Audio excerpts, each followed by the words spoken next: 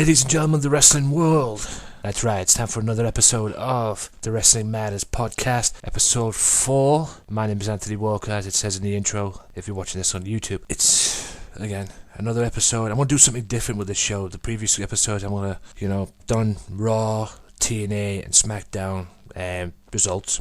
But this episode, I want to do something different. That's right. I'm going to pick the main points out of the 3 shows, which allows me to, at the end, if there's time, which there probably will be, to give you my opinions on certain things that have happened in the world of wrestling, because there's a few things that have caught my eye this week. One being Christopher Daniels is now no longer in TNA. I'll give my opinion on that later on in the podcast. And also as well, a little quick promotion, ladies and gentlemen.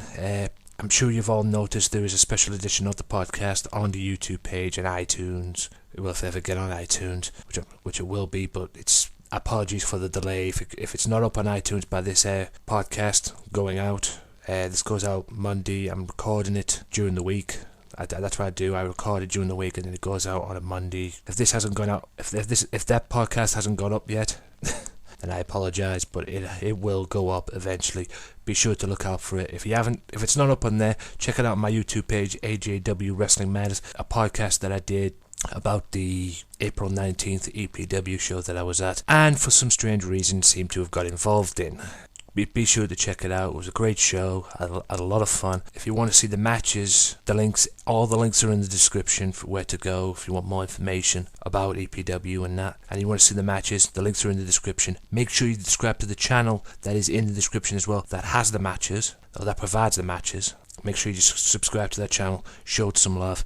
EPW, it's in business. Oh yes. And yeah, like I say, I eventually got involved in the Battle Royal. Look out for me in the Battle Royal, guys. I'm the one with the NWO t-shirt on. I won't say anything else about it. You have to see it for yourself and check out that podcast as well. Link to the podcast will be in this description as well. And I'm sure that I'll put some animations on the screen as well if you're seeing this on YouTube. But with that being said, ladies and gents, boys and girls, children of all ages, and whoever else is listening to this podcast and downloading it and whatnot, it's time for Monday Night Raw. Now, like I said, I'm not going to talk about all of the program. I'm going to talk about the best bits of Monday Night Raw, because there's certain stuff on Monday Night Raw right now and SmackDown and TNA as well, to a point that I will probably refuse to talk about, that I don't want to talk about, and quite frankly, this is Wrestling Matters. I want to talk about the main points, the points that matter, because there's quite frankly things right now in the wrestling world that I'm quite frankly sick of. I'll give you an example. Emma and Santino Marella on Monday Night Raw. I've had up to here with it, to be honest with you. And if you see Monday Night Raw, you know she's now got her own version of a Cobra. I don't care. I know I'm probably going to get some stick for this from my boys at Sunday Segway, and I know the guys love Emma, but she hasn't proved anything to me. She hasn't impressed me from what I've seen. So guys, if you're listening to this, which I'm sure you are, please show me a video that she can actually work and wrestle and not be stupid the way she is, and not pull a sock out or a glove or whatever the hell that is to do the Cobra thing. Because this past week on Raw, when she beat Layla, that was the final straw for me when she pulled that sock out. Done with it. I'm sick and tired of it. I was done with Santino a long time ago, so that's nothing changed. But like I say, I can't talk about her anymore. I'm done with her, and I digress. That's just my little shoot. Apologise if that offends any fans of Emma, but that's just the way I feel. Show me Emma as a wrestler who apparently can wrestle. Again, she hasn't showed me any capabilities of wrestling, and it's pretty hard not to when she's hanging around Santino. But like I say, show me some glimpse of wrestling out of her, and I might like her. I want to like her. But at the moment, right now, the best thing about the WWE Divas division, in my opinion, is Paige. I'll get to her later on. And it's so bad about Emma right now, I'd rather watch midgets wrestle on Monday Night Raw. Again, I won't be talking about that as well. Hornswoggle, El Torito. Yeah, I digress. Now, we start Monday Night Raw. Monday Night Raw started with a bang, actually, to be honest, because Stephanie was in the ring, and eventually it ended up being with Daniel Bryan and his now wife, the Bella. That's right, Brie Bella, coming out and with the honeymoon and everything, returning from the honeymoon. And the guys, I mean, you got to admit, Daniel Bryan is now on top of the world. He's a world champion. He's got a hot wife. He comes out, and I think Stephanie came out as well, started running the mouth, and and it all led to a point where Stephanie turned around and said, "You better look out," and all that. The next minute, the fire goes, fireworks, pyro go off, and then out of nowhere, Kane pops out, and all hell breaks loose. And despite the fact that Stephanie was trying to tell him to stop, Kane pursued to beat the living hell out of Daniel Bryan and tombstoned him on steps, on concrete floor, and choke slammed him, whatnot. Basically beat the crap out of him, and also he ended up tombstoning him on the announce table, putting the guy in a stretcher and putting him to the hospital. I think there's a real reason why this has happened as far as Daniel outside of WWE. Apparently I read this week that his dad's passed away. Whether this is, are they going to keep the belts on him? Is he going to be out injured? Whatnot? I don't know. We'll find out definitely this coming week on Raw, the next Raw show. I just, Stephanie's there holding the belts up at the end. Let's all give it up for Daniel Bryan. But it's not a rocket science. Everybody knew Daniel Bryan was, Stephanie was behind this. I used to like Stephanie right now, but she's a pain in the ass to me. I miss the old glory days of Stephanie when she was GM of Smackdown, because she was smoking hot back then. Not saying that she isn't now, but in my opinion, I've grown to a point right now where I could care less about what she has to say. It's kind of like into a point where Vicky Guerrero comes out and you look for that mute button on your remote control. That's what it's got to me. And when it comes to Triple H and Stephanie, I'd rather hear Triple H talk. That's how bad it is now with Stephanie, in my opinion. More on Triple H later on. But yeah, I think she was trying to act that she was nothing behind it. But I think anyone with a brain or a pair of eyes could see that she was probably behind it. She probably set Daniel up for Kane, and at the end of the day, she was the one that released the monster. Again, be interested to see what happens on Raw. Will Daniel Bryan show up? Me personally, I hope so, but at the end of the day, you better show up, because Daniel Bryan will be facing Kane. He's scheduled to face Kane a week from yesterday, Sunday, though this coming Sunday, whenever this is, at Extreme Rules, which is May 4th, if I'm correct. Like I said, it'd be interesting to see what happens next between this feud. And you wouldn't think they used to be tag team champions with Team Hell No, would they? Anyway, moving on. And yes, I'm going to talk about the other main point, at least in my opinion, of Monday Night Raw. That was the number one contenders, the number one contender Intercontinental Championship Tournament, which saw Bad News Barrett and Sheamus go at it in one match, and Antonio Cesaro and Rob Van Dam go at it in another match as well. And obviously, with Bad News Barrett and Sheamus, it was going to be a fight, because that's what it was. Back and forth, up and down. Barrett had control, Sheamus had control. It was just a straight brawl. It was like what they used to do back in England between the two, what they used to do back in the day and everything. It eventually got to Bad News Barrett getting a victory with the bullhammer elbow, bullhammering his way to the finals, which I'm guessing are on Raw, and he will meet the winner of the match later on in the show. Or earlier on in the show, whenever it was, between Cesaro and Rob Van Dam. Again, more on that match in a bit. But it's nice to see, at the end of the day, I'm just glad to see, I like Sheamus, but I'm more leaning towards Bad News Barrett on this occasion, because I love me some Barrett. I never used to like him at first, but he's kind of grew on me, and he's British. But Bad News Barrett, this guy deserves a championship run, a world title run, and maybe they're putting him over now, WWE, trying to get him back up there and put him over and put him back in the world title picture. And if putting him back in the picture means giving him a fourth Intercontinental Championship reign, then I'm all for it. I don't know about the Bad News thing, but at the end of the day, I'm a big fan of Wade Barrett, and it's nice to see him back in the ring, and thank God for that. That's all I'm saying on that. As far as Sheamus goes, I could watch Sheamus every day, because no matter what other people say, the babyface Sheamus and the heel Sheamus, and Sheamus should turn heel. At the end of the day, you step in the ring with Sheamus, from what I've seen since he's been in the WWE, and where he used to be back in the day as well, when I used to watch him in the indie circuit. You step in the ring with Sheamus, you'll beat the piss out of you at some point during the match, and he won't quit. And there's one thing as well, he loves a good fight, as that's proven. But like I say, great fight between these two. Barrett came out on top and moves on to the finals. More on his opponent later on. Now on to the supposed confrontation between The Shield and Evolution. Now, Evolution came out. Was it good to see them back? Hell yes, it was.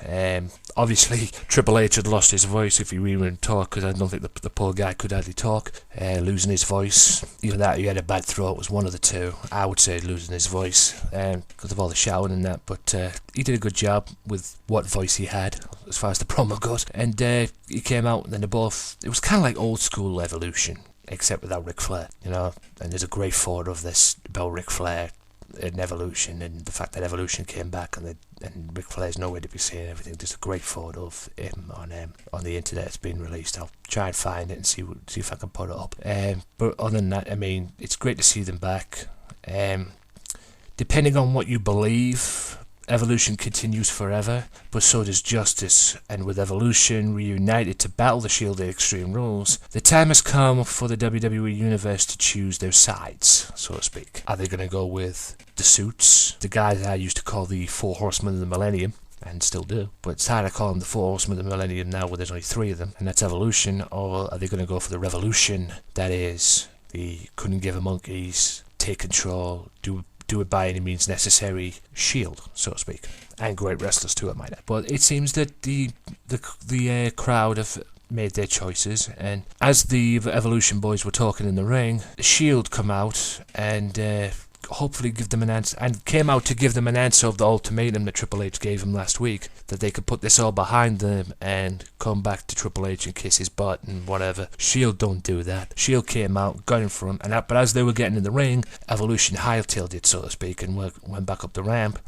and continued to just basically try to make mugs out of the Shield, and the Shield, preferably Seth Rollins, called them a bunch of cowards and said sooner or later they've got 2 choices of their own. They could either come down to the ring and act like men and fight, or the Shield can go to them and beat the living hell out of them. The Shield, and obviously Evolution wouldn't come down, so the Shield came down and proceeded to attempt to try and get some revenge, get some retribution on Evolution. But the 11 men that Evolution handpicked to beat the Shield up last week, on last week's edition of Raw, before Evolution Reunited came out and finished the job, came out, and it turned into basically 14-on-3, so to speak. And like Triple H said, you either evolve or you perish. Shield was smart and said, you cowards ain't going nowhere. At Extreme Rules, your day's coming. But Evolution, whether you like them or not, left a message with the Shield and basically said to the Shield, and basically proved to the Shield that they are one step ahead. The question is, how will this end at Extreme Rules? Because after what happened on SmackDown last week, the fight's on at Extreme Rules. Evolution and the Shield for power, and Evolution, well, Triple H has said Evolution will teach the Shield the true meaning of power. What he means by that, I guess we'll find out at Extreme Rules, but it's going to be interesting. I've got my mouth is literally watering thinking about this match. It really is going to be good. Now on to the next main talking point of Raw, and that was the Intercontinental Championship semi-final, the other semi-final in the number 1 contenders tournament, involving Cesaro and Rob Van Dam. Now these two had a great match. Rob Van Dam's style and Cesaro's power, so to speak. Like I said, I'll say it again, Cesaro's a beast. But everything seemed to be going good for the former ECW champion, and even everything was supposed to be going good. That was until Jack Swagger got involved and cost Cesaro the match. Seb Coulter distracting Paul Heyman, Cesaro's manager, and Swagger. This was after Rob Van Dam tried to get an advantage on Cesaro, but as he was coming down, Cesaro hit him with an uppercut. Like I say, while Paul Heyman was with Seb Coulter, Jack Swagger seemed to push, or proceeded to push rather, Cesaro into the ring post, costing him to knock him out on the floor. And referee Mike Chioda counted him out for the 10 count, and Rob Van Dam advanced onto the semi-finals and will meet Wade Barrett. Winner these two, and the match was set later on in the match on Raw as well for SmackDown. Cesaro with Paul Heyman versus Jack Swagger with Seb Coulter. Finally, these two are going to settle this right now, because I don't know why this is on SmackDown, by the way. It should be on a pay-per-view, but hopefully this feud will end. But it's going to be interesting to see what happens on Raw this coming week in this final match, this finale match, so to speak, for the Intercontinental to determine the number 1 contender. Because these two, the potential matches between these two for Big E is breathtaking, to be honest with you. Because you've got the brawl style of Wade Barrett, Bad News Barrett, and you've got the unorthodox 5-star high-flying maneuvers, an extreme style, I guess you can say, of Rob Van Dam. Who am I choosing for this? It's probably going to happen. Wade Barrett. Wade Barrett will probably face Big E at Extreme Rules. But if Rob Van Dam wins, I won't be too disappointed, to be honest with you, because it'd be nice to see a belt round from Rob's waist again. But all they're on above all else, it should be a good match, and it will be a good match, and it might very well steal Monday Night Raw, to be honest with you. It might steal the show on Raw. It's got the capabilities of that, but we shall see. And this match definitely stole the show. Definitely was stealing the show on this episode of Raw, until Drax Swagger and Seb Coulter, the Yosemite Sam of the wrestling world, Dutch Mantel, for those of you that don't know, basically ruined it. Be interested to see what happens in the final this coming week on Raw. Now on to the main event, which was a viewer's choice match. It had, for the viewers, John Cena could go up against Luke Harper. He could go up against Luke Harper and Eric Rowan, or he can go up against all three of the Riot family, including Bray Wyatt. And this was interesting to me because it seems, and John Cena's face was a picture as well, by the way, before they went to break. It seems that the fans, at least from John Cena's reaction, are starting to get under the skin of John Cena in a way. Because I don't think he could believe that they picked him to go in a handicap match against all three members of the Wyatt family, despite the fact he actually won by DQ. Now, what will happen? That was interesting to me, the reaction from John Cena, because what will happen now? I hate to bring this back up again because we all know it's not going to happen and all, but could there be a heel, John Cena? Probably not. This is WWE we're talking about, and John Cena will not go heel, and I've even said that myself. It was just a reaction. Never seen that before. I mean, this is the C Nation, the loyal C Nation, and they're picking his opponents, so to speak, on what he's going to do on Monday Night Raw, what the people want to see him do on Monday Night Raw, and they picked him in a handicap match against every member of the Wyatt family. Was that a test from the C Nation towards John Cena? Was that the fact that people are sick of John Cena or whatever? There's a lot of questions that I could ask and I could answer, but I guess we'll find out what happens on Raw this week, what his reaction was to that. I hope he gives a reaction to it, because I'm very interested in seeing what the reaction was. However, like I say, he eventually got a DQ victory, but it was nothing meant to be. It was not, about it.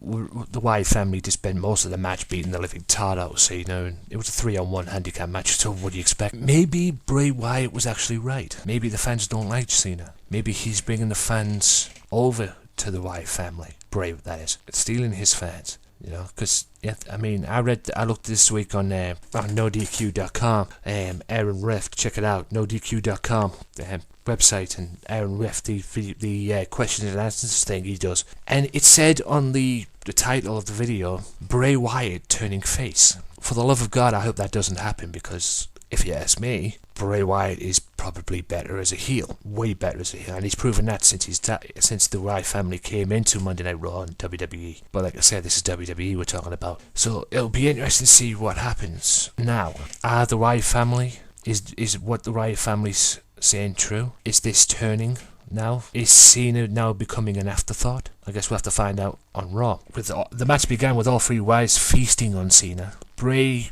himself danced with the foe's unconscious body like a rag doll, while the C Nation leader got in his hits where he could. He couldn't get much in, by the way. Bray left the disciples to do much of the heavy lifting, the disciples being Eric Rowan and Luke Harper. The final burst came when Cena planted Luke Harper with a tornado DDT. It was too much at the end of the day. Rowan and Harper interfered. I can't understand why they interfered in the match and started to pound Cena, and the referee threw it out, and it was a disqualification victory for Cena. I mean, alright, they weren't tagged in or anything like that, but blooming heck, they were part of the match, for Pete's sake. It was just in my opinion, it was a rubbish match to end Raw, to be honest. They could have done a lot better with it. They made Cena look like a full WWE. But like I say, it'll be interesting to see what happens on Raw this coming week, and hopefully we'll get a reaction from Cena, because like I said, when he found out he was going to face the Wyatt family, I mean, I'll admit this right now, his face was a picture. So it'd be interesting to see what happens next on Raw. Right, I'll move on to TNA, and later on, I'll talk about the Divas Champion, Paige. I'll do it in a nice way too, because I'm actually, like I say, I'm a big fan of Paige. But more on that later on. Impact Wrestling began this week, ladies and gentlemen, with the first former British World Heavyweight Champion in 108 years, Magnus, breaking his silence since dropping the championship, the World Heavyweight Championship, to Eric Young 2 weeks ago on the program. Magnus firmly places the blame on one man and one man only, the Monster Abyss. He calls him out to the ring and, with a turnbuckle hook in his hand for self-defense, lays into him with some of the most personal insults he could muster. Then, in an unexpected move, the CEO of Magnus Enterprises fires his mass disappointment and leaves him without a job or a friend, basically sending him back to square one. But not so fast. Somebody else had something to say about this, and that was the boss, MVP, and came out and made an offer to Abyss. Now he was no longer with Magnus. He could get a chance. MVP was willing to give him his job back, give him a shot to be on the roster again, but he made him earn it. He said if he won his match tonight, he would be back on the Impact Wrestling roster. Who was his opponent? Magnus, the former world champion, and the former world champion was alright, but then again, when it came to him and MVP, it was a case of mind over matter. MVP didn't mind, Magnus didn't matter. His irate protest, if you will, fell on deaf ears. Magnus turned around and said to MVP, "You can't do that." MVP turned around and went, "I can, and I just did," and we were set for later on tonight. And Abyss left Magnus with a message saying that he never liked the former first British World Heavyweight Champion, and later on that night in the match, he was going to kick Magnus's ass. More on that later. Next, many people were thrilled to see Kurt Angle in action, except one person, Rockstar Spud. Now, despite the fact that Rockstar Spud and Ethan Carter III, EC3, are scheduled to face at Sacrifice the team of Kurt Angle and Willow, Kurt Angle wanted revenge, and apparently Rockstar Spud was looking to get out of the match between him and Kurt Angle. However, Kurt Angle started the show by saying if Rockstar Spud didn't show up, that he would go look for EC3. So, with that being said, Kurt Angle got Mr. Rockstar Spud in the ring and proceeded to dominate him. And despite Ethan Carter's interference by holding Kurt Angle as he was trying to get back in the ring so Rockstar Spud could dropkick him, Kurt Angle got back up and got him in the ankle lock and proceeded to tear away at Rockstar Spud's ankle and probably make it worse than it already was thanks to Jeff Hardy and Willow. And then out of nowhere from behind, a chop block on the injured leg that EC3 made by EC3, or EC3 caused by EC3 I should say. EC3 proceeded to attack the leg once again and looking to do what he did the first time round and put the move that injured Kurt Angle and put him on the shelf. However, in a somewhat carbon copy of last week, this time Willow came out and returned the favour for Kurt interfering last week. This time EC3 hightailed it out of here, out the ring with Spud. Oh boy, we're in for a hot wild ride at the Sacrifice pay-per-view in that tag team. And in my opinion, I think that Ethan Carter and Rockstar Spud, Team Dixie, Team Carter, whatever the hell you want to call them, I think they've got their hands full at the pay-per-view. Now, just to bring a note as well, which I'm not going to talk about on this show because quite frankly I thought it was the most weird, awkward segments I have ever seen in my life, and that was involved, and I've been a wrestling fan ever since I was a wee child, but I've never ever seen anything like this. It was weird, it was creepy. Was I offended about it? No, but it was just the most ridiculous thing I've ever seen, and that was involving the one and only Mr. Anderson and Samuel Shaw. Now, if you want to see it, go to TNA go to TNA's YouTube page, youtube.com/TNA Wrestling, Impact Wrestling, whatever it is. The link will be in the description, by the way, if you're watching this on my YouTube page or hearing this on my YouTube page. And it was just the creepiest thing ever. So weird. And it was even more weird, the cameraman even left straight away. You just have to see it to believe it. I saw it. I still don't believe it. And quite frankly, I never want to see it again, to be honest. But anyway, I digress. MVP was walking around backstage and ended up back in his locker room while he was on the phone, only to find Kenny King sitting on the couch. Kenny was again pestering MVP to be in a match and to be on Impact, saying that he should be the main attraction on Impact Wrestling. Despite hesitation from the boss, MVP, Kenny King got his wish, and he was going into a match, a one-on-one match with a hand-picked opponent from MVP. Now, Kenny King didn't know who it was until the music played. Oh boy, was he in trouble, because the opponent that MVP picked was Bobby Lashley. Lashley proceeded to dominate, although Kenny got his blows in, at least tried to. The raw strength and in-your-face power of Bobby Lashley was too much for Kenny King, and at one point, Kenny King got on the second turnbuckle, thinking he had the advantage, and I believe was looking to do a blockbuster off the rope and get into like a blockbuster kind of thing like Buck Bagwell used to do. Position like Buck Bagwell used to do back in the day for the blockbuster move. He was had to do that, was some sort of a neckbreaker move, and as he did it, Bobby Lashley catched him in midair. Bobby Lashley caught him in midair and walked around with him and then suplexed him on the floor. You have to see it. Like I say, go to TNA's YouTube page. It's the most insane thing I've ever seen. I've never seen anyone do that all my years of following professional wrestling. It is unbelievable.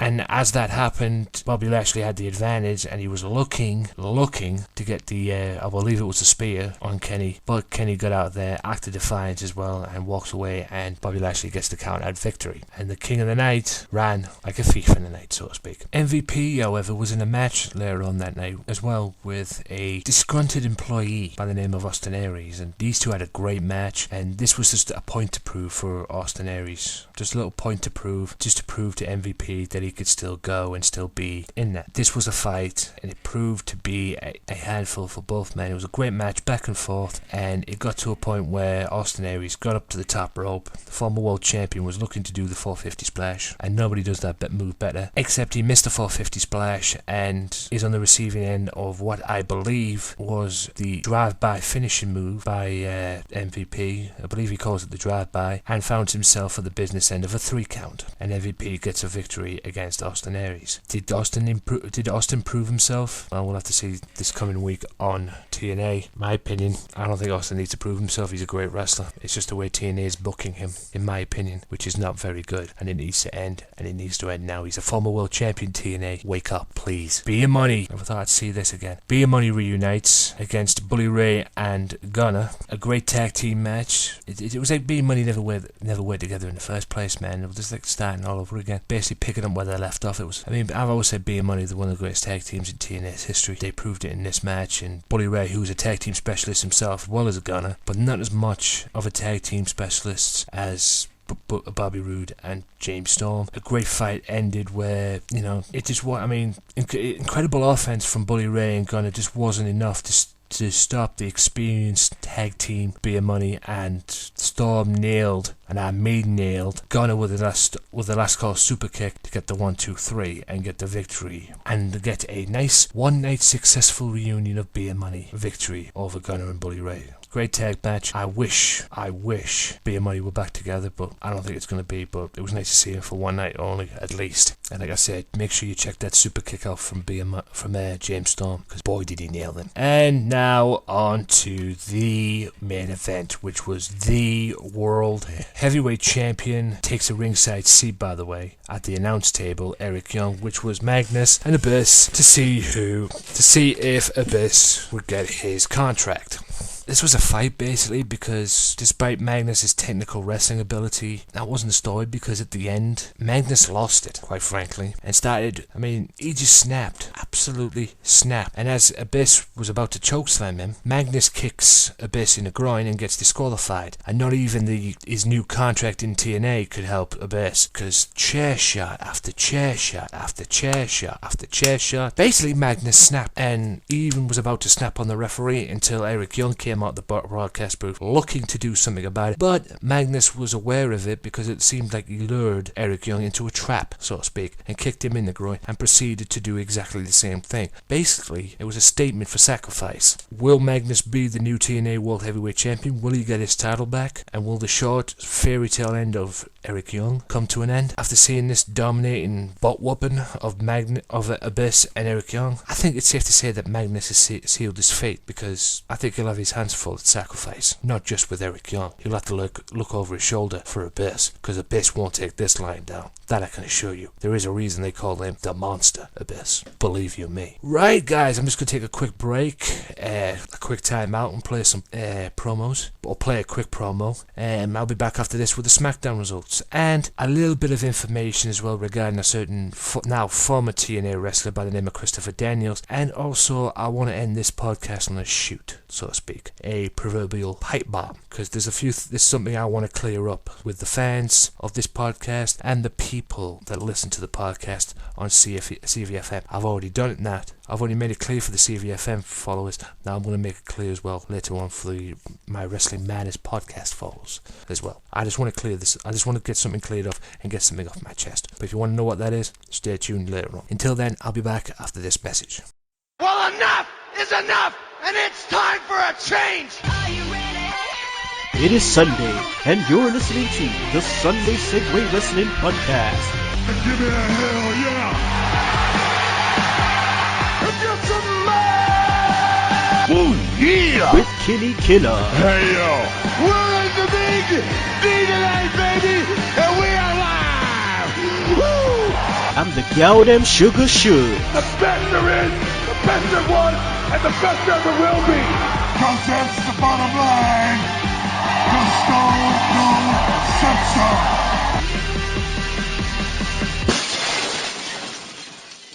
Download the Sunday Segway Wrestling Podcast now at iTunes. Right, ladies and gentlemen, time for the SmackDown results. And SmackDown this week kicked off with Vicky Guerrero opening the show by announcing that while the Authority was taking the night off, she would personally make the Shield suffer for their actions on Monday Night Raw by putting them in an 11-on-3 handicap match. Again. The Queen Diva then introduced a debate between Paul Heyman and Seb Coulter, which quickly got out of control between the two managers, which I thought was kind of cool. Bringing the scheduled showdown between Jack Swagger and Cesaro front and center. In a highly personal slugfest between the former tag team partners in the Real Americans, the King of Swing ultimately reigned supreme with a devastating Cesaro swing neutralizer combination. However, the actions didn't stop there, for as the dust was settled, the Shield suddenly attacked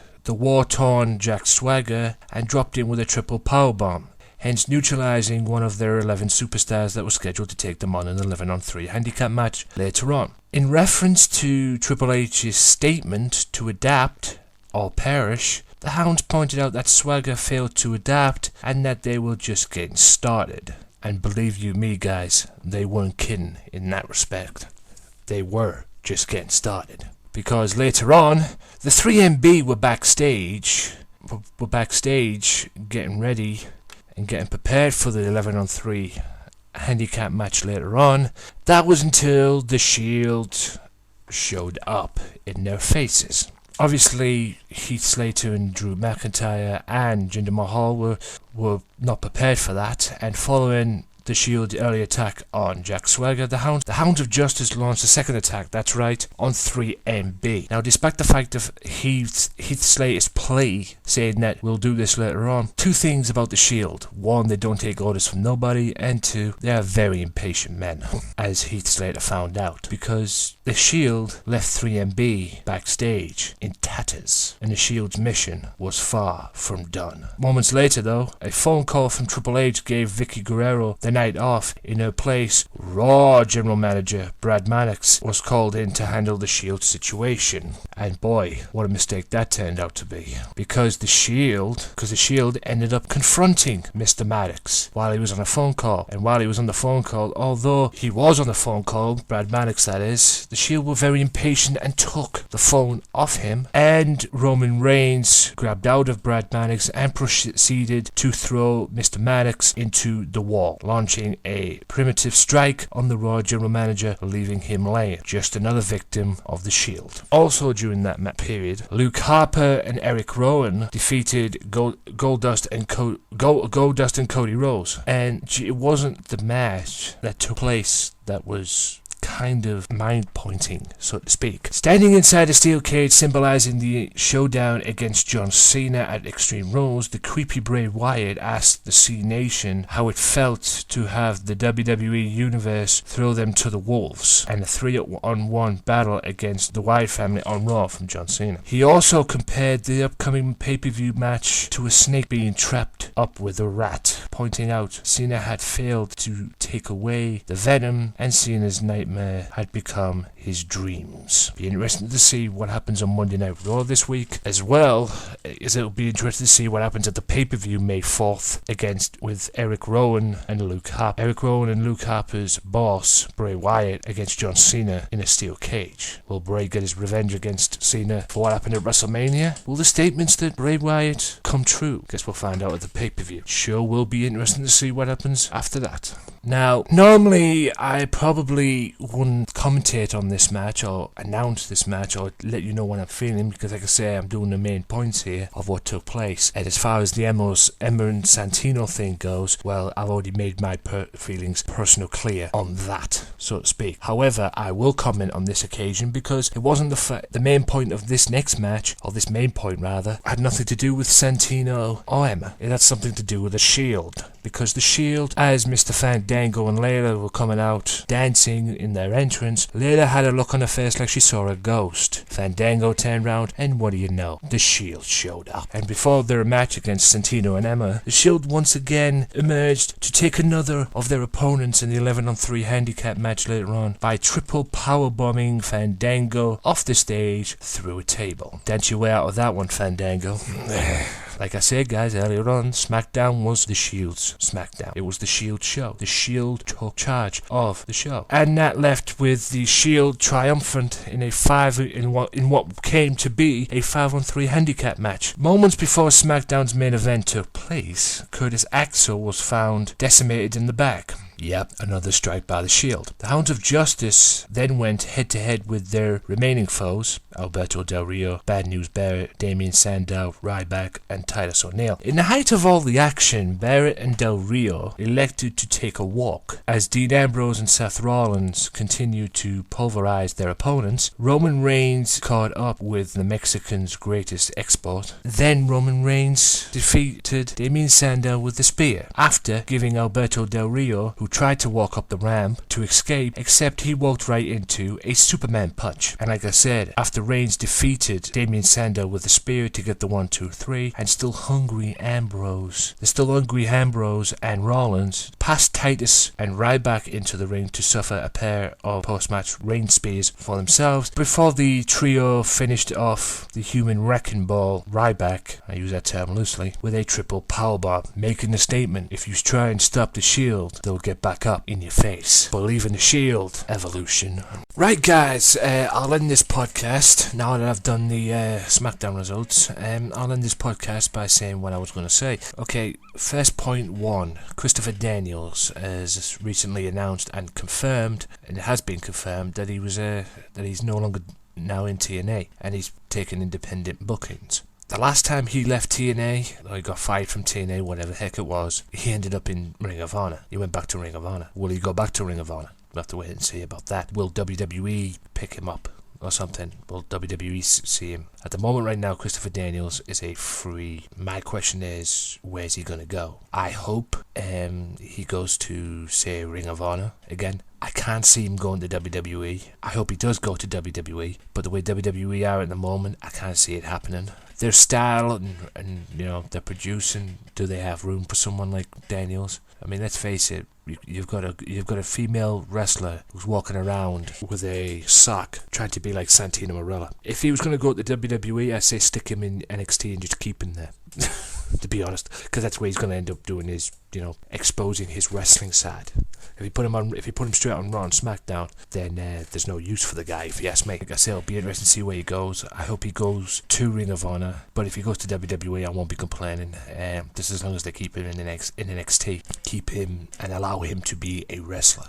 Because let's just face it, NXT is in WWE where the wrestling's at, in my opinion. Because God knows what they're doing on Raw. Besides the main points I talked about earlier on. Quite frankly, God knows what they're doing about WWE, to be honest. But anyway, I'm moving on. Now to a shoot I guess you could call this a Pipebomb. and it's regarding the WWE Divas Champion Paige. It's not the fact that she won the title is my problem. It's what WWE have done to her. After WrestleMania, she somehow won the championship from AJ Lee, who was the Divas Champion there.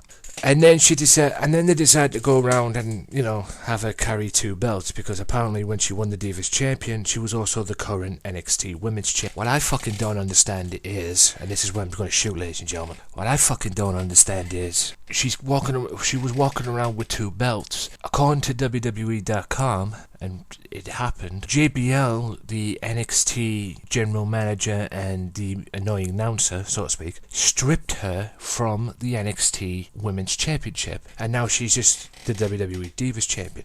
Now, granted, she's moved to Raw now, and she's the Divas Champion and doing a good job of it from what I've seen. But why did they have to fucking strip her of the NXT Championship? The Women's Championship. I mean, what the fuck? And this is what really pisses me off, because it's not the first time someone's walked around with 2 belts, 2 top contender championships. For example, 2006, One Night Stand. Alright, it's probably a different matter, but I'll use it as an example anyway. 2006, One Night Stand, Rob Van Dam cashed in the Money in the Bank on Raw a couple of weeks before and fought John Cena and won the WWE Championship. Alright, a little help from Edge, granted, but still won the championship nonetheless. And then he's the WWE Champion, and then on the debut edition of, at the time, what seemed to be a good regurgitated version of the ECW from WWE, at the time when it was good at least, Rob Van Dam comes out and Paul Heyman presents the ECW rather, so I've got NXT on my mind, the ECW Championship to Rob Van Dam,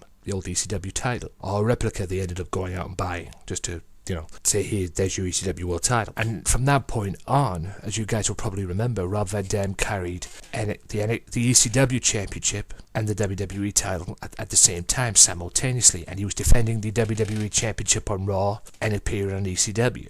Did at any point during that, did Jonathan Coachman come up and say, now that you're the ECW champion, we have to strip you of that WWE championship? Because let's face it, he was on ECW anyway. It was part of the WWE title thing, was part of Money in the Bank. But this was before ECW was coming back. Or before they announced ECW was coming, the WWE's ECW, that is, was coming back. What I don't fucking get is why couldn't they have done that with Paige and allow her to defend the Women's Championship on NXT and allow her to drop the title to somebody eventually and then go to Raw and continue with her reign as Divas Champion? Or better yet, have her drop the Divas Championship on Raw, drop the fucking Divas title altogether, and allow the NXT Women's Championship to be on both Raw, SmackDown, and whatever shows they are, and on fucking NXT, because let's face it, the NXT Championship is probably more prestigious and has more meaning than the Divas Championship, right? I mean, come on, no one cares about the Divas Championship, right? And I'm not saying this is a bad thing, because it's true. I mean, no one gives a shit about the Divas Championship when WrestleMania 30 was the first time the Divas title was defended in its existence at a WrestleMania. Up until that point, it had never been defended at a WrestleMania. And if that doesn't tell you that the Divas Championship sucks, nothing does, okay? It's mind-boggling to me. I fucking hate JBL anyway. Respect him as a wrestler. He is a legend, like it or not. And once upon a time, he used to be a good announcer. But now he's the most annoying announcer in the history of the business. He's like a fucking parrot.